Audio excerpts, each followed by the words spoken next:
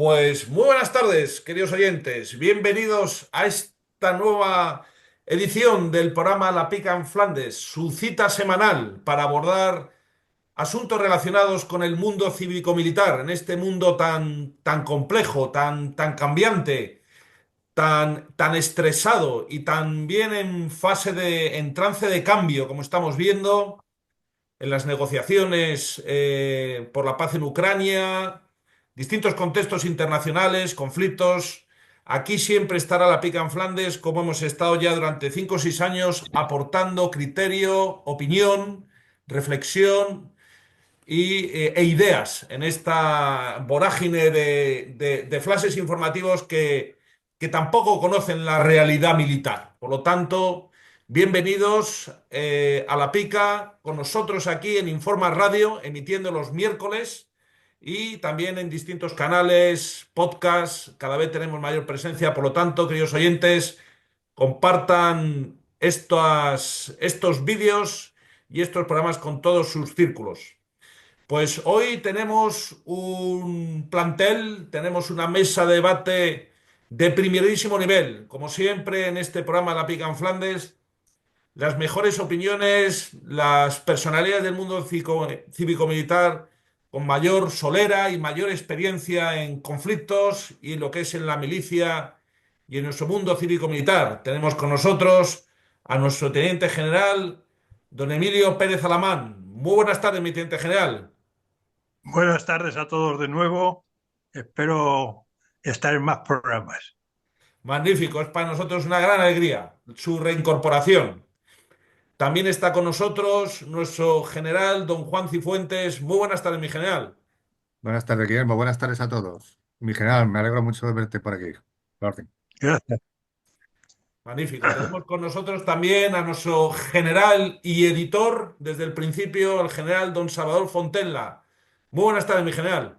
Buenas tardes a todos. Buenas tardes. Y también está con nosotros don Fernando Platón, nuestro historiador de cabecera. Buenas tardes, don Fernando. Buenas tardes y un placer volver a ver a nuestro teniente general con nosotros. Magnífico. Y el que les habla, Guillermo Rocafort, el presentador del programa y legionario de segunda al tercer gran capitán y caballero legionario paracaidista de honor para servirles. Aquí estamos, como siempre. Vamos a empezar con las efemérides. Las efemérides tan importante en nuestra memoria histórica y también ahora llamada memoria democrática, y día de mañana, yo no sé, memoria de lo que sea, pero para nosotros, nuestros referentes en la historia, nuestra memoria tan respetada y tan querida. Importante, 26 de marzo del año 717. Proclamación de don Pelayo como primer rey de Asturias. Importantísima esa fecha para nosotros. Otra fecha importante, el 28 de marzo del año 1503, la batalla de Ceriñola, donde el gran capitán, con 6.000 hombres, los españoles le dimos, pero bien a los franceses, en Italia. Todavía les escuece, pero bueno, allá ellos. Esa no sé si se va a celebrar. Efectivamente, lo mismo, claro, como le fastidia a Macron, como le fastidia Pavía, a Mohamed Pavía VI. tampoco. Sí, sí, como decíamos, como les fastidia, pues ahora ya vamos a ir borrando toda la historia. Yo recuerdo una vez el programa, o sea, yo recuerdo tenía en el colegio un profesor de historia que nos contó cómo Francia nos engañó en el año creo que 57 para que no celebramos la paz de Cateau-Cambrésis, esta paz tras la batalla de San Quintín. Y estábamos en la época Franco, por los franceses nos engañaron en 1957 y al año siguiente no sé qué victoria de ellos sobre nosotros y lo celebramos por todo lo alto. O sea, una verdadera, en fin, para que vean cómo estamos siempre mediatizados en esta cuestión. Pero de todas formas, a nosotros nos gusta celebrar las derrotas. Exacto, Sí, también Nos es gusta cierto. celebrar Anual, el Santiago de Cuba, eso nos gusta celebrarlo, por todo lo alto. Efectivamente, mira las fiestas regionales en Cataluña la Diada y en Castilla y León Villalar. y en Andalucía el día de Blas Infante. O sea y porque no hay otro peor, si no, ¿de qué manera? Sí, sí. Podía haber puesto por lo menos al Manzor. Exacto, exacto. Se ha puesto a poner un moro, pues General Almanzor. invicto, general invicto, el Manzor, claro. Sí, sí, desde luego. Pues ahí está, ¿eh? Toma franceses. Desde luego aquí celebraremos con todo el respeto y todo el cariño, ¿eh? Al pueblo francés la batalla de Ceriñola. Que eso consolidó la presencia de España 2 siglos más en Nápoles, o sea, se dice pronto, Nápoles y Sicilia. Otra fecha importante, el 29 de marzo del año 1803, la creación del Museo del Ejército. Bueno, pues interesantísimo. El 28 de marzo del año 1844, la creación de la Guardia Civil por digamos, el duque de Ahumada. Y otra fecha importante, el 29 de marzo del año 1922, la toma de Tugunz en el marco de las guerras de pacificación del Rif. Importante fecha. Y bueno, también otra también importante, no lo vamos a olvidar, básicamente porque ahora mismo estos vídeos, no sé si lo estarán viendo en Twitter, se están difundiendo de una forma increíble, sobre todo en Estados Unidos, todos los desfiles de la victoria. Entonces, en este caso, el 28 de marzo del año 1939, la entrada de Franco en Madrid. Interesantísimo, lo digo porque ahora, sobre todo en X, la antigua Twitter, uno se queda sorprendido como importantes influencers patrióticos del mundo han hecho del Franco militar, una figura verdaderamente admirada y respetada, con cientos de miles de visitas y adquiridas y con gente que realmente le interesa mucho esta cuestión. Bueno, dicho lo cual, entramos ya en el programa, en la materia, y nuestro general Cifuentes va a desarrollar un tema para que sea debatido de qué es importante a la hora de aclarar los conceptos de seguridad y defensa, ¿eh? Que está esgrimiendo nuestro presidente. En la Unión Europea yo creo que ya no le aguantan más porque ya ven que es un trilero. Entonces, como quiere meter medicinas en conceptos de defensa, pues ya en la Unión Europea cada vez tiene menos apoyo, ¿no? Pero claro, se está haciendo un cacao mental a él y a toda España increíble. Y luego también otra cuestión sobre las últimas encuestas, pero yo no voy a adelantarlo más, que sea nuestro general quien lo desarrolle. Adelante, mi general. De acuerdo, muchas gracias. Yo creo que, bueno, dentro de las negociaciones para ese rearme, palabra maldita que no se puede No se mencionar, puede mencionar. ese rearme de la... ¿Sí? ¿Se me oye? ¿Se me oye? Adelante, mi general, se oye, se Ah, vale, oye. vale. Que creía que no se me oía, porque... Vale. Bueno, aunque nuestra audiencia es muy entendida en estos temas, pero bueno, me ha parecido para aquellos que no los trabajen, que no estén acostumbrados, que nos puedan estar escuchando, pues hacer un pequeño lapsus, una pequeña aclaración sobre seguridad y defensa y luego ver cómo lo está utilizando el gobierno en la negociación con el resto de países en el Consejo de la Unión Europea. Si os parece, pues podemos darle un pequeño repaso, comentar algo de esto y luego seguir con otros temas. Desde luego, seguridad y defensa son conceptos que siempre han ido de la mano, pero hay importantes diferencias entre ellos, ¿no? Eh, en cuanto a seguridad, siempre se define como un estado de libertad o ausencia de peligro. Más bien es un estado de la mente, ¿no? En la que el individuo se siente protegido, es decir, no tengo nada cerca que me haga daño, es una garantía de que estoy fuera de riesgo. Sin embargo, defensa, la palabra defensa, lo que estamos hablando del término, se refiere a una acción, ¿no? Es una acción relativa al efecto de protegernos ante la presencia de alguna situación o individuo que pueda ser peligroso. Y es una acción que puede ser tomada antes de estar en peligro como medida preventiva incluso. Si hablamos de acciones políticas o sociales, se considera defensa la acción de proteger una nación o sus ciudadanos. Por tanto, en resumen, la seguridad es un estado, un sentimiento, una sensación que puede ser de tipo individual o colectivo y que a su vez puede generar una acción determinada, mientras que la defensa en sí misma es una acción, algo que se ejecuta en solitario o en conjunto. Vamos a un poco más a lo concreto. Seguridad nacional, ¿no? Vamos a ver con respecto a la definición de seguridad nacional. Pues se refiere a las acciones políticas, a las acciones y políticas implementadas para proteger a un país de amenazas internas y externas. Esto incluye protección de la integridad territorial, la estabilidad política, la seguridad económica, la salvaguardia de los valores y los principios fundamentales de una nación. O sea que, como vemos, abarca una amplia gama de aspectos desde la prevención del terrorismo hasta la ciberseguridad y, desde luego, la gestión de los desastres. En España, el último documento de referencia con respecto a la seguridad nacional es la Estrategia de Seguridad Nacional que se emitió en 2021. O sea que ya vemos la fecha, se emitió esta estrategia justo en la pandemia, ¿no? En la segunda ola de la pandemia aproximadamente. Lo elaboró el Consejo de Seguridad Nacional Participaron los departamentos de cada ministerio y el Centro Nacional de Inteligencia. Y luego también se consultó alguna cosa a las comunidades y ciudades autónomas a través de la Conferencia Sectorial para Asuntos de Seguridad Nacional que se organiza periódicamente. Y la Estrategia de Seguridad Nacional del 21 incluye también aportaciones de expertos independientes, no sé si los mismos que los de la pandemia, esperemos que no, personas de reconocido prestigio y gente que sabe del tema de seguridad.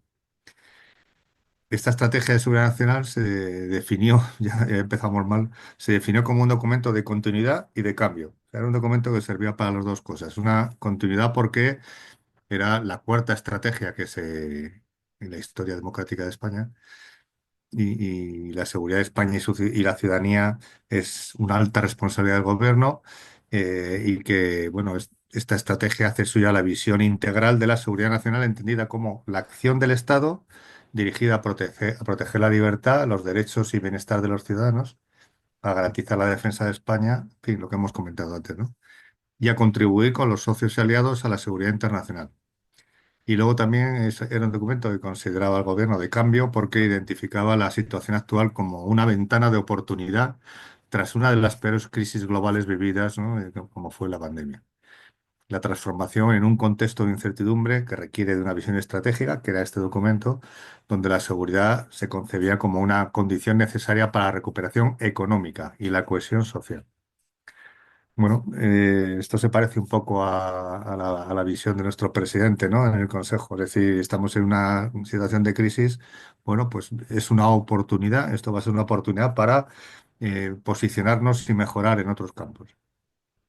Esta estrategia de seguridad nacional se articulaba en tres ejes: proteger la vida de las personas, sus derechos y libertades y el orden constitucional. Para los próximos años, los siguientes años, sus objetivos eran promover la prosperidad y el bienestar de los ciudadanos y participar en la preservación de la paz y la seguridad internacional. O sea que, bueno, solo se habla un poco de contribuir al esfuerzo de paz y seguridad fuera de España.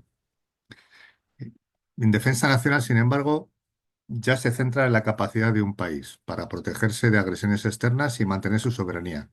Incluye medidas, recursos, todo lo que sea necesario para disuadir, repeler o combatir cualquier amenaza militar. Es decir, que aquí ya se está hablando y ya se está poniendo adjetivo a la amenaza.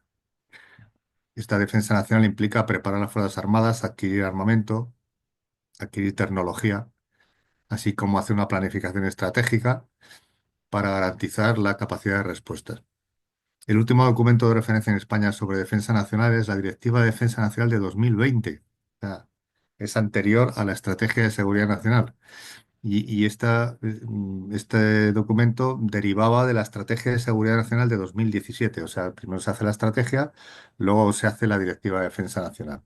Entonces, la Estrategia de Seguridad Nacional del 21 no ha tenido una Directiva de Defensa Nacional posterior. Es decir, que seguimos con la Directiva Nacional de 2020 que derivó de la Estrategia de Seguridad Nacional del 17, ya casi ya 10 años, ¿no?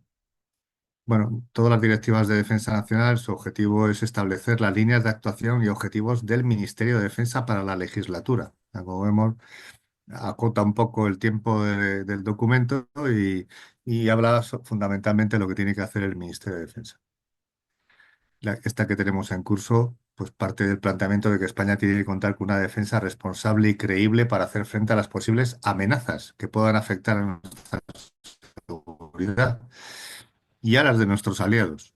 Y ser un socio fiable en las organizaciones internacionales. O sea, se va repitiendo siempre un poco en apoyo a un compromiso internacional. Eh, bueno, esta actualización, esta directiva, tenía la originalidad de que apostaba decisivamente por la aportación de las mujeres a la transformación en la resolución de conflictos y promoción de la estabilidad. Realmente para los principales partidos políticos españoles, tanto PP como el PSOE, siempre han puesto la defensa subordinada a la seguridad como una parte de ella, junto a otros poderes del Estado, y además siempre la han entendido un poco hacia afuera, ¿eh? Defensa hacia afuera, hacia las amenazas militares exteriores, mientras que hacia adentro siempre han puesto por delante la protección y seguridad de los ciudadanos y sus bienes. Y para proteger la vida normal de la población, pues para eso está la Guardia Civil y la Policía Nacional y no los militares. Por eso no intervinimos, las Fuerzas Armadas no intervinieron durante el proceso independentista de 2017, ni tampoco se ha actuado rápidamente en la Dana. Hay otros recursos, tienen otros recursos que poner en marcha y así evitar la implicación del ejército y su presencia en las calles. En las misiones en el exterior, para responder a compromiso con los aliados, sin problemas. Por eso, las capacidades militares de las que nos estamos dotando, lamentablemente, creo que van dirigidas y encaminadas prioritariamente a cumplir con los compromisos internacionales. O sea, que si tenemos que tener un sistema SILAM de misiles para integrarnos la defensa aérea de la OTAN o de la Unión Europea, pues será ese el sistema que tengamos que comprar, en vez de a lo mejor un sistema que nos interese más para la amenaza del sur. Ninguno de estos dos partidos ha hablado claramente a la población española de la amenaza del sur. Tampoco se ha incluido en los documentos de la Estrategia de Seguridad Nacional y Directiva de Defensa Nacional, que ya sería raro, ¿no? Si no podemos hablar de alucemas, como para que incluir en estos documentos una amenaza tan clara, ¿no? Así que yo creo que hay un problema de que las Fuerzas Armadas ahí tienen que estar muy atentos los GEMES y el GEMAT para que lo que se consiga se adquiera, aparte de recuperar capacidades que se han perdido después de la crisis y la pandemia, pues que sean capacidades que nos sirvan para afrontar la amenaza que seguramente será no compartida en la parte sur, ¿no? Nuestro presidente del gobierno, ya sabemos que ha rechazado el término rearme, no quiere oír hablar de rearme cuando habla de estrategia europea de defensa y además ha dicho que España está en condiciones de liderar el salto tecnológico que necesita Europa en esta materia. Bueno, eh, precisamente por sus discrepancias con este término ha encontrado un aliado que es Italia, que debe tener también problemas ahí con la parte izquierda, de izquierda en Italia y también intentan evitar este término, ¿no? ¿Cuáles son las consideraciones de nuestro presidente, ¿no? ¿Cómo está negociando este incremento en capacidad de defensa?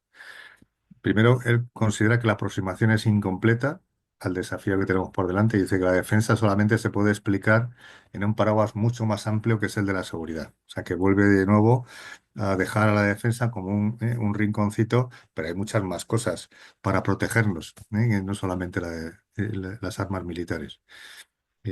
Sí que ha mencionado la amenaza de la frontera del sur, pero no ha insistido sobre ella, sino que ha dicho que Europa tiene que tener en cuenta que hay diferentes tipos de amenazas según vengan del este o del sur y que en nuestro caso además van a ser ataques híbridos. La amenaza del sur, si recibimos alguna amenaza, ha dicho que van a ser ataques híbridos que tienen que ver más con la ciberseguridad. Eso es lo que ha comentado. Entonces ya nos podemos hacer un poco idea de cuál es el área que se va a potenciar.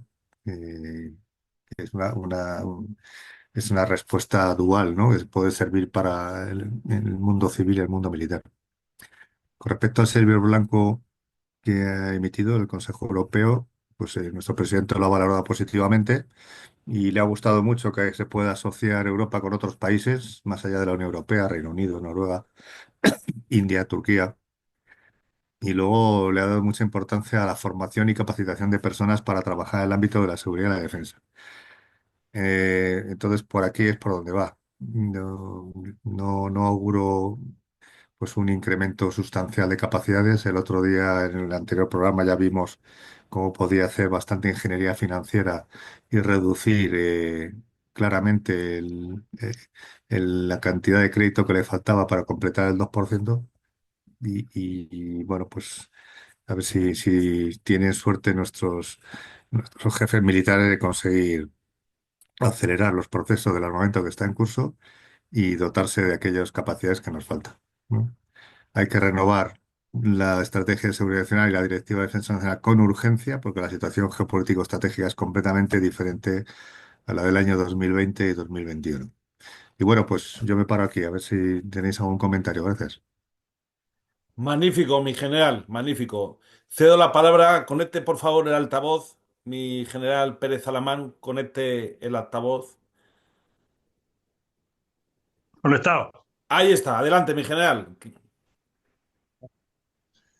Pues, como ha dicho el general Cifuentes no voy a corregirle, sino aumentar lo que ha comentado. Y empiezo por lo máximo. ¿Eh? ¿Qué vas a esperar de que los responsables de la defensa y seguridad de España sean precisamente los que se quieren cargar a España o se la están cargando ya? ¿Eh? Con independentistas, terroristas y con el cargándose el sistema democrático que llegó allá por los años 80. Así que de esta gente poco que esperar.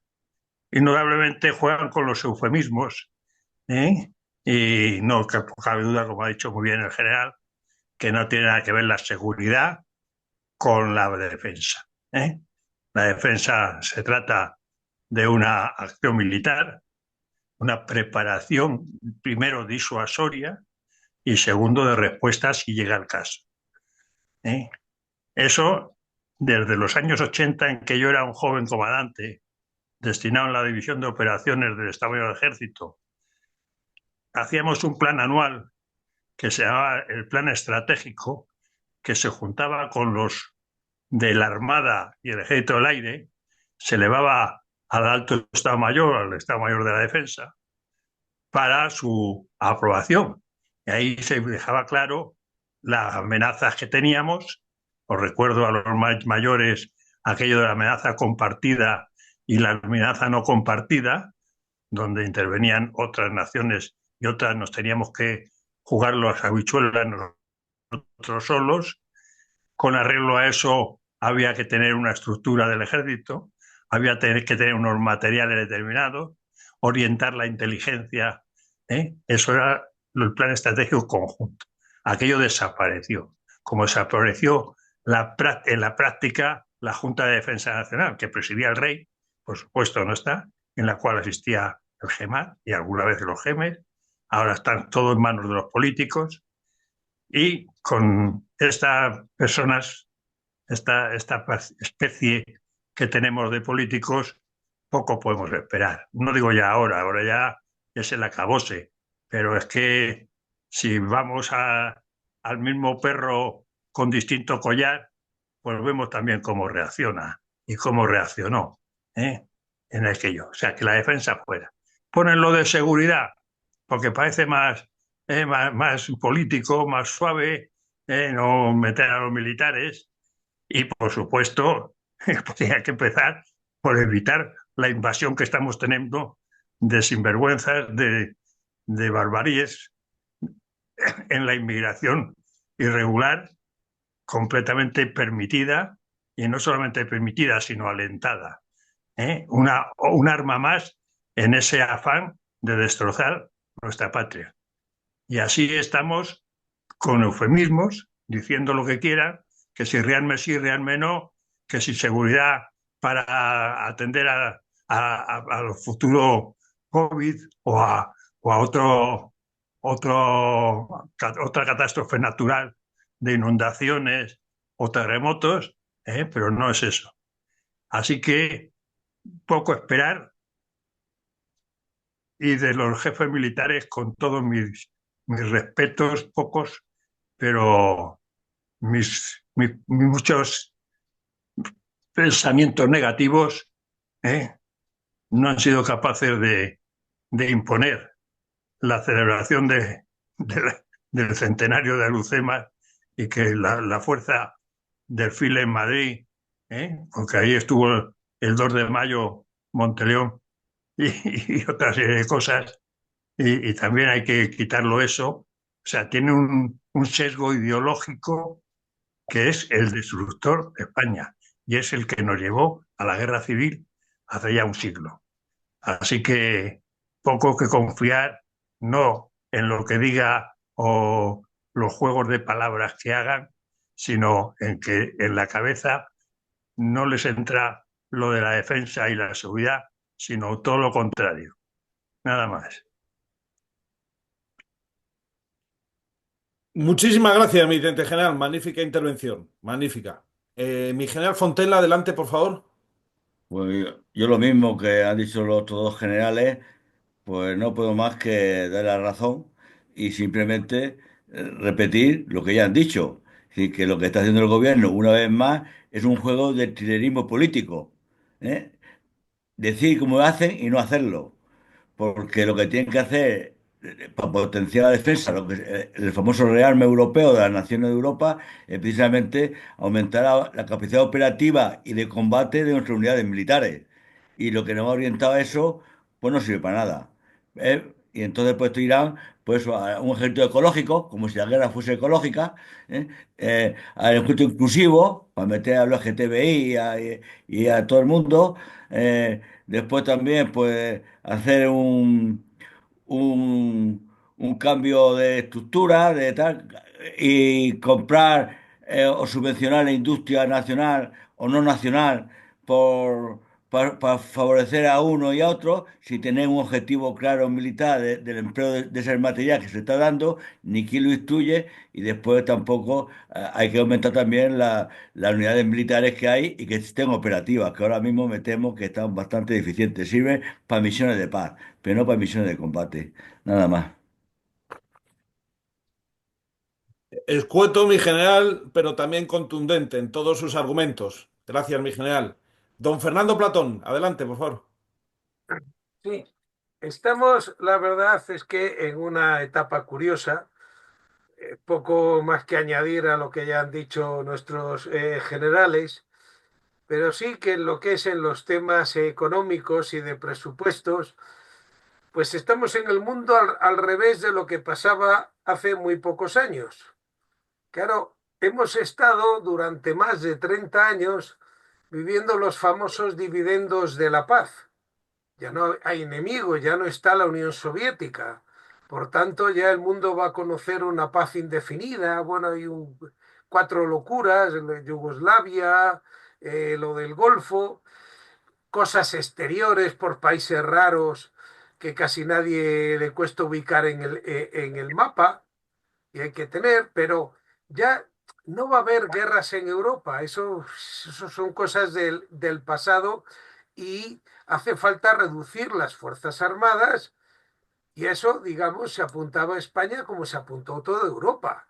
Y es asombroso ver lo que eran las unidades militares que había en cualquier país de Europa en 1990 en cuanto a capacidades a las que había en el 2021 antes de la invasión de Ucrania, incluso ahora siguen muy reducidas. Como un ejemplo, Francia de los carros de combate, el actual, el Leclerc, cuando lo diseñó pensaba construir 1.400 unidades de esos carros. Enseguida las bajó a 1.200 y acabó reduciéndolas hasta 220. Vemos la diferencia entre tamaño de fuerzas armadas que se dio en todos los países. De hecho, por eso en la guerra con Ucrania apenas había capacidad de suministrarle carros de combate, más como ya comentamos en algún programa. Si es que se les, Inglaterra no llegaba a 20 carros, fueron 18, porque hizo lo mismo con el Challenger 2. Alemania apenas tenía Leopard. Es decir, hubo una reducción general, porque estaba mal visto gastar dinero en defensa. Había que el estado de bienestar, la defensa, pues con una pequeña fuerza expedicionaria para esos sitios lejanos donde todavía pues hay guerritas y hay que proteger, pues sí, la piratería o el intereses, sí.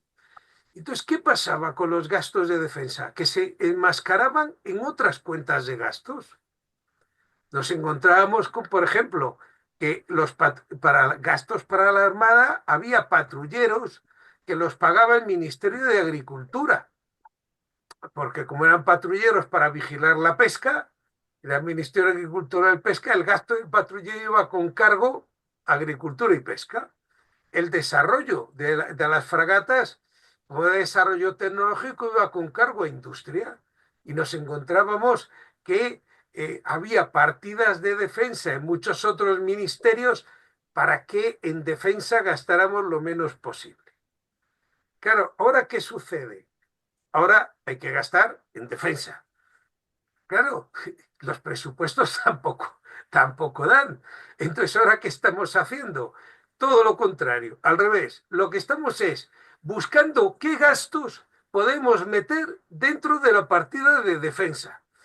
Por eso le llamamos en seguridad y decimos que la defensa es el corredor ferroviario del Mediterráneo. Claro, Porque, claro. claro, como, hombre, pues hace falta movilidad para las Fuerzas Armadas y para todo, pues también los trenes ahora los llamamos defensa.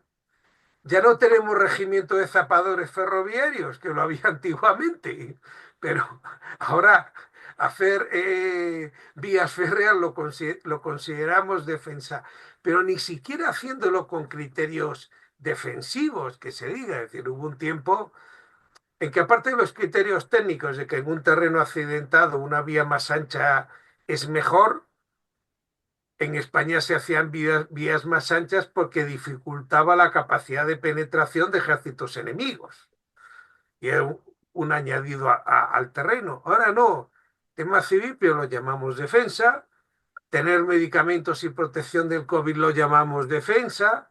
Y ahora vamos a buscar qué cosas podemos llamar defensa para sumarlo al presupuesto y cumplir con las cifras, aunque no sea. Es decir, estamos dando toda la vuelta y en vez de reconocer el tema, en vez de tener una política clara, es decir, España, un país, necesita tener una adecuada defensa, viendo cuáles son las amenazas que tiene y por dónde pueden tener, lo que ya hemos hablado muchas veces, es decir, qué medios hacen falta, cosas que se hacen en muchos otros países, y eso, aplicarlo, no, nos dedicamos a jueguecillos y eso, a ser trileros con las cuentas públicas y con lo que pueda vender.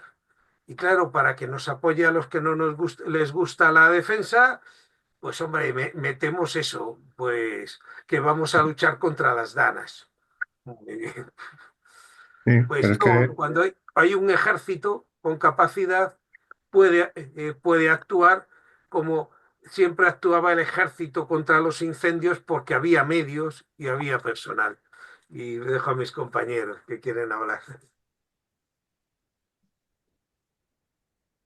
Adelante, mi general Cifón. Ah, el general Pérez Alamán quería comentar algo. Adelante, mi teniente general. Un rápido comentario.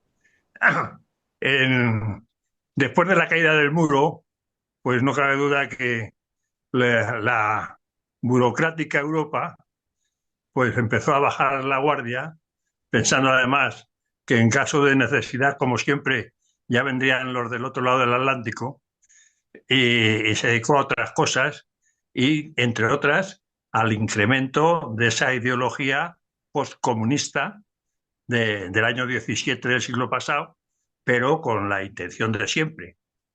Ahora, en España, esto es elevado a la enésima.